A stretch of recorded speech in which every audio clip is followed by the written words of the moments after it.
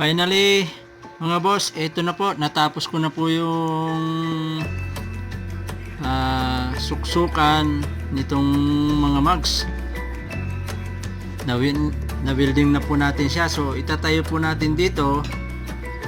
Yan. Tutornilyo ho yan dyan. Para ito po, pag na-tornilyo, ito po yung tornilyo niya. Stainless din po yan. Para pag na-tornilyo po siya, pag may baso ka na kukunin sa kabila, iikot mo lang ho siya. Ganyan lang po ang sistema niyan. So, aking bubuuin muna mga boss. Ayan na mga boss. At nabuo ko na ho siya. So, ganyan lang po ang sistema niyan. Kung nasa gilid po siya ng pader, ang kukunin, iikot lang ho siya para makuha ng maayos. Ganyan lang ang ating magandang pag-ikot. Ito po, tingnan nyo maigi yung pagkakatornilyo niyan. Ayan. Tsaka kung paano siya gagalaw. Ganun lang ho siya, oh. Ayan na yung mga scrap lang po yan.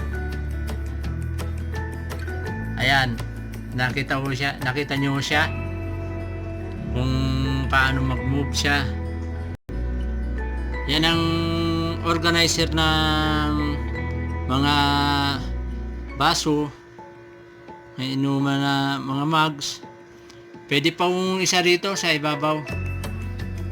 Yan ang aking ginawa. Siyam na mugs ang pwedeng ilagay, pang-10 dito sa taas po. Ayan, yan. Dito po pang-10. Lagyan ho natin siya para makita nyo lalo. So, ayan. Bawat layer, kinargahan ko po siya para makita nyo kung paano